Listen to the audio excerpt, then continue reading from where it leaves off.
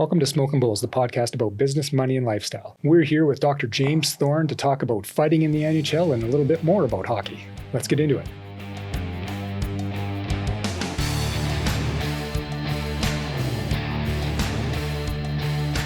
it. Fighting and violence in the NHL. We've seen a lot in the past couple of days around the Washington Capitals and New York Rangers and some violence that has occurred between those two teams. Jim, you've got some interesting insights and some background on some of these players and history with these players in your childhood and your area that you grew up in. So let's start talking about it, or let's get into it. So first, just to give you some perspective, the area of the city of Toronto I lived in, up four houses up from where my parents lived, was a guy named Gus Badali, who was the agent for the Howe family. I went to school with the Howe boys as they played. The two older brothers played for the Toronto Marlies, and the younger one, Murray, played for the Seneca Nats with Wayne Gretzky. And so that was my crush. My crushing memory of being introduced to, never met the man, but introduced to Wayne Gretzky that young. And also at that point in time, that was when the WHA was cranking up, and Gus was that's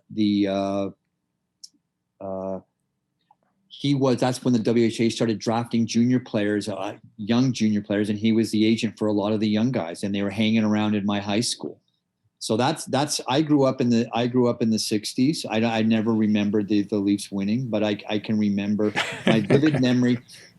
My vivid memory of the Maple Leafs is when Pat Quinn hit Bobby Orr in the playoffs, and there was a guy named Forbesy Kennedy who wore number 22 for the Maple Leafs, basically took on the whole Boston Bruins, and that's I can remember that brawl. I don't know why, but I grew up watching hockey. I grew up as a Leaf fan, and my heart's been ripped out. I had a Wayne Gretzky jersey when I was very young, even though he's close to being my age. I loved hockey growing up. It was what I did. The fun fact that you don't know about me, I was much more focused on athletics. Even though I'm small as a kid, I was very coordinated than I was at school. It wasn't after the time when Wayne Gretzky crushed my dream that I focused on my studies. And but that from fighting. But here's the thing about Tom. So I lived in the United States. I lived in Washington, D.C., and you got to understand something about hockey. It is such a regional sport down there. I could walk into if the Capitals were not in first place, we could walk in and watch a game, and we could get tickets for $25 US and buy a beer, and there'd be nobody there. The people that followed it in the greater Washington area, there might have 200,000 hardcore fans. Wasn't even front page news. Now I'm back and I'm sitting there, and it's hockey 24/7. I mean, Sportsnet and TSN, 24 hours of hockey. I mean, come on. I mean, it's a little bit much. My story about Tommy Wilson, a very good friend of mine, is a principal, and he used to be very competitive coaching in the Toronto hockey. His last coaching was with the young Canadians that were midget AAA with the Marlies. So he coached at the same level when John Tavares or Hyman or all of these guys, Mitch Marner, they all played together. They all knew each other. And this guy I know, he picked out Tommy Wilson from single A and brought him up to AAA and put him on the young Canadians. Tommy Wilson and his entourage got my buddy fired. Because why? Because Tommy Wilson what he was doing in Madison Square Garden, he was doing in midget tournaments and midget playoffs. Tommy Wilson's been doing this for decades, right? Now, I am not saying anything. I love the way Tom Wilson. And here's the dilemma. Here's the dilemma for me. If he would stop the shenanigans, right?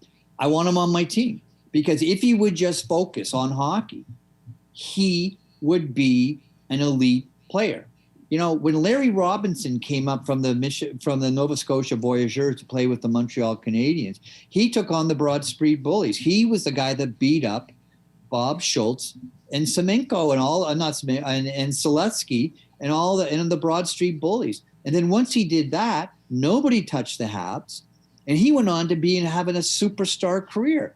Wilson is that good, right? So he just has to fix it. Now, I agree with what Messier had to say, right? Is the league has got to figure something out here where either we put a couple of goons on the team to protect everybody or we don't, right? But, he was saying on a radio station in New York, my buddy was, if you can tell me, I was watching the game and my phone was blowing up. It must have been like the Stanley Cup Finals, right? But, relative to what this was like, and, you guys, the Oilers, Messier, the team, Wayne had a protector, right? For those that are in the Alberta area, right, let's remember all of those playoff games between the Oilers and the Flames, right? So where are we? Here's now I'll speak to you as a Leaf fan, right? There's a lot of talent on that team, but looking at the playoffs over the last couple of years, there is a completely different league in the playoffs, right? Just like we talk about MMT, right? The whistles go in the pocket, and it is a much more contact. It's a different game than the regular season. And so how do you build that team out, right? But I guess the last thing I will say, if you don't think everybody knows what Tommy Wilson's like, you're delusional. He knows what he's doing. And so do we bring fighting back into it? I don't know. I just watched the Montreal Canadiens and the Leafs were doing circles and they wouldn't put anybody in front of the net, right? So I don't know. Hey, wait a minute. But you guys, the Oilers, they got a pretty tough team, right? Yeah. Right? You even got Connor McDavid throwing elbows here left and right. I was going to say, didn't he get the same fine though? Didn't he get a $5,000 fine for that as Tom Wilson did? Yeah. But what's really interesting about it is so go back to the United States again, right? What is the difference between the United States and Canada? And so my kids are Canadian, but they were there, is the fact that to get into a good college in the United States, you need good grades and you need an extracurricular activity, right? So, my oldest daughter has friends that are in Harvard, Princeton, Stanford, but they got there not because of the good grades, but because they were a good lacrosse player or a good soccer player or a good sailor, right? Everything is streamed and it's highly competitive. And in hockey, you don't get the big kids in the United States playing, right? It's all the younger kids playing. It's all the smaller, the slighter kids. They're more like, well, think about it. Did you see the game last night? Did you see TJ Oshie got a hat trick, right? But he also ran away from a fight when a guy threatened him with a fight, right? I'm not saying that's right or wrong. What I'm trying to say is the sports in the United States is followed by a completely different cohort in terms of who the hockey families are than they are in Canada. In the United States, you're practicing way more than you're playing down there, right? That's how Austin Matthews is so good, right? Yeah. So it's a little bit of a different aspect to it, but it'll be very interesting. As I said to my friends in DC, look at that. The Capitals, they got Chara. They got Mo Mantha from these guys are built. These guys are built for the playoffs, right? So it's a different season. Now, if the Leafs, if the NHL would call the playoffs the same as they would in the regular season, then maybe you wouldn't build the team for the playoffs differently than you would for the regular season. So what'd the Leafs do? They got Simmons, they got Foligno, and they got Joey Thornton, right? So they've toughened up a little bit, right? So I don't know. Worry for the Oilers for that. That's for sure. Than the sticks. How does that sound? I'd rather see the fists than the sticks. Yeah. Well, and I think of some of the games. We played a few games where, if you're an Oilers fan, you felt the whistle got put away and McDavid just got, basically worked over. And then you realize, holy smokes, if that's how the calls are going to go, we're going to have a tough go. Like you won't be able to carve through this. Right? Yeah. Yeah. And look, to be clear, my favorite Maple Leaf is Wendell Clark, right? Oh yeah. Right. Best snapshot in the world. Yeah. And so I what I would just hope is that the NHL would figure out what they want. This is more about what the league and the players associations, they got to get together. And if they're going to accept what Wilson did, that's fine. Then every team should go and get somebody for that, because the league won't police it. I'm okay with that. I mean, that's what they did. That's what the Habs did when they brought Robinson up to deal with the Flyers, right? Yeah. And then once that happened, they played hockey, right? Yeah. And then Lafleur and Schutt and Lemaire and all those guys could do their business, right? Same thing would happen with the Oilers, right? Once you got protection, hey, my story is about that. People forget about when Mark Messier went after Greg Therrien. Greg Therrien was this kid that was the only kid that outscored Wayne Gretzky in the OHA. And they at least brought him up, and he was shutting down Gretzky. He was actually outscoring Gretzky in the game. Messier took him out, right? I can remember that happening, right? Is that the way it's going to be, that you're going to have self-policing and that's what's going to be? Or are you going to have the league? I don't know. I just think the NHL and the Players Association have to make up their mind. Yep. What if the NHL decides to step in and start policing, and you don't have to go and muscle up on your team? Do you think that helps the NHL grow? Do you think they become a more respected sports franchise? Number one viewed hockey game this season in the United States was last night in New York City with Madison Okay, well, there you go.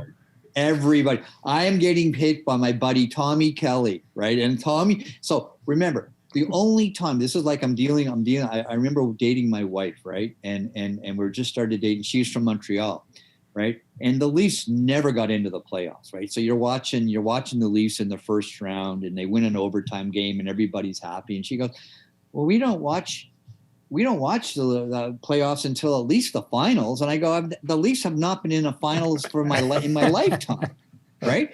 And Tommy Kelly is texting me from DC, and I'm going, Tommy, what's going on? I'm watching the game. I go, Tommy, the Capitals aren't in the finals yet. I go, yeah, I know, but Wilson and the that was the number one viewed game.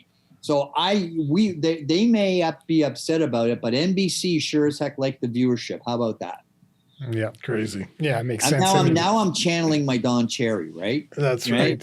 Yeah, that's great. I don't know if you've ever had the opportunity, but going to see hockey games at the old Boston Gardens or the Madison Square Garden. Madison Square Garden is a fantastic. Before you die, you've got to go see it, because it is intimate. It is so much smaller than all these other new stadiums to these days are all the same. But the Madison Square Garden is a fantastic place to watch a sporting event, right? You got to go.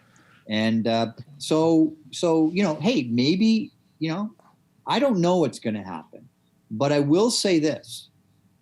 It's going to be very interesting to see how the NHL deals with the rough stuff in the playoffs, given what happened in Madison Square Garden the other night. It's going to be very interesting to see how they call the games. That's for sure. I would agree for sure. Yeah, they're setting a precedent. It's going to be fun. So, yeah. Right? Because it's like building a hockey team, right? Yeah, I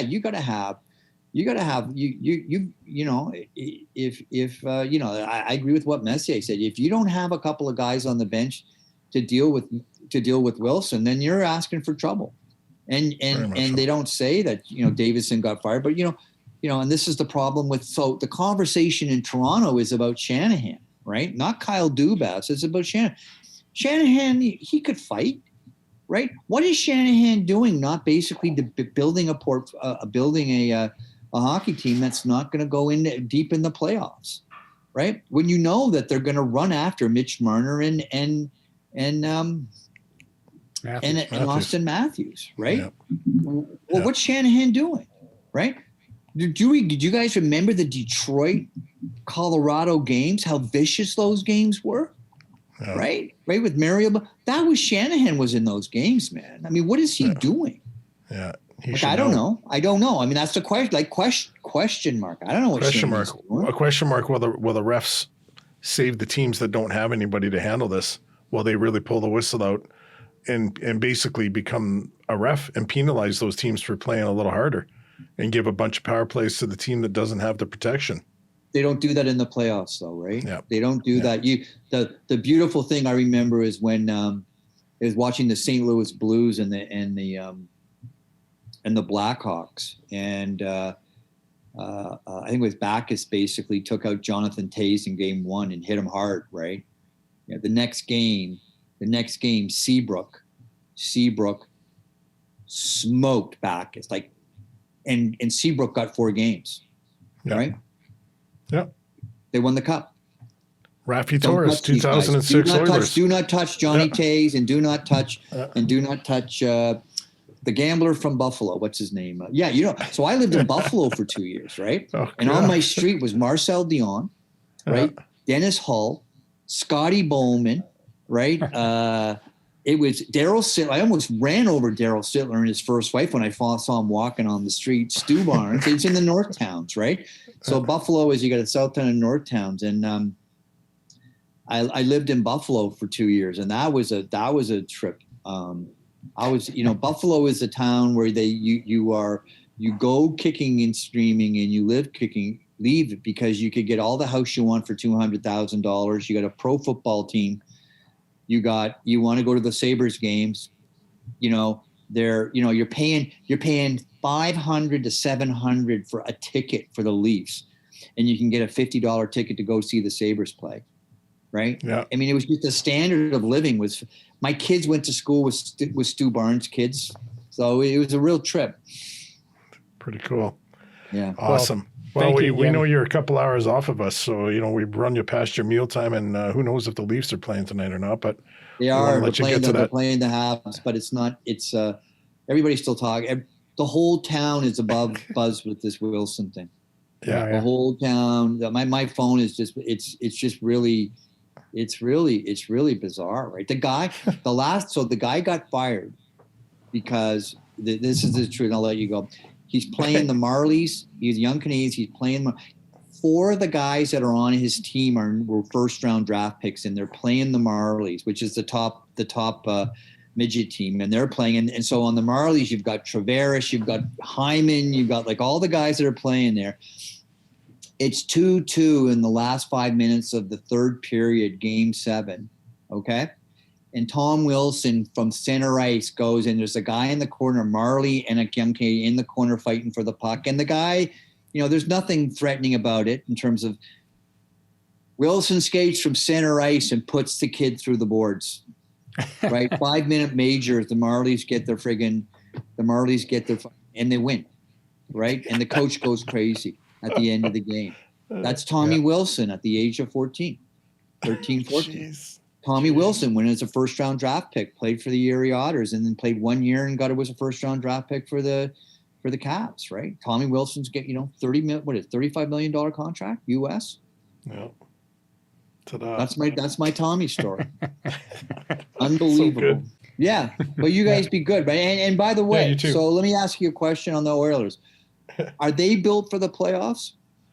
Well, this is why I was kind of making the comment about the rough stuff and the clutching and grabbing. The Oilers thrive on power plays, and if you get McDavid and Draisaitl shut down, I don't think they can. I don't know how far they can go. If these guys get to skate and play, other teams are doomed. They either separate them, put them together. They can juggle the lines now, which is really great. I mean, they've been putting them together, separating, depending on the team they play, the line. Some teams can only match up one line against them, and then they just separate the lines. Other teams have 2 lines that can match up.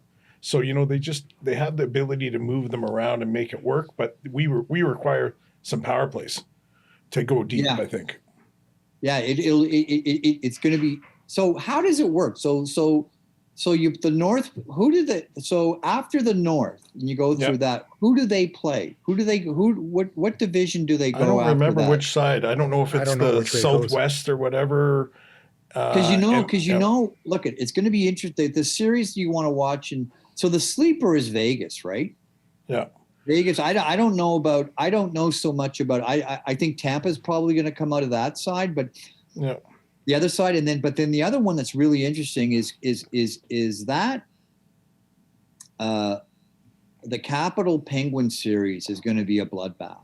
Yeah. It's going to be really interesting to see if Tommy Wilson is going to be allowed to deal with Sydney. To go the full set of games. To go the full set of games. It's going to be very interesting to see how it put. With the Leafs, I don't know, right? I just don't know if they're tough enough. They're a bit like right? the Oilers. I think they're fast, they're high scoring. I don't know if they have the protection that the Oilers don't. I don't think the Oilers have a lot of protection, so I think you're in the same boat almost as the Oilers. If you get your power plays, you get your time to skate. It's always tighter checking, but if you get some really big, heavy hits and heavy runs at some of your star players, I just don't know how the Oilers or the Leafs would be able to react. I agree. I hope so. I want them to react well because that's my team and your team, but time will tell. No, hold on, guys. Wait. Hold on. No. Let's get this right, okay? I got my Oiler. I got my Capitals hat on, man. Nice. See, I can watch these guys and not have my heart ripped out. If I watch the Leafs, it's too emotionally distraught, man. It's just too it is. It's like going out with an old girlfriend, man. You can't do it, man. I can't. It's been a crazy franchise for all the years you've been a fan. I mean, I grew up there, so I went to a few games. I remember wearing gas masks and paper bags on your head. I remember them chanting, what was it, Arnold? Who was the Canadian Tire player for the commercials?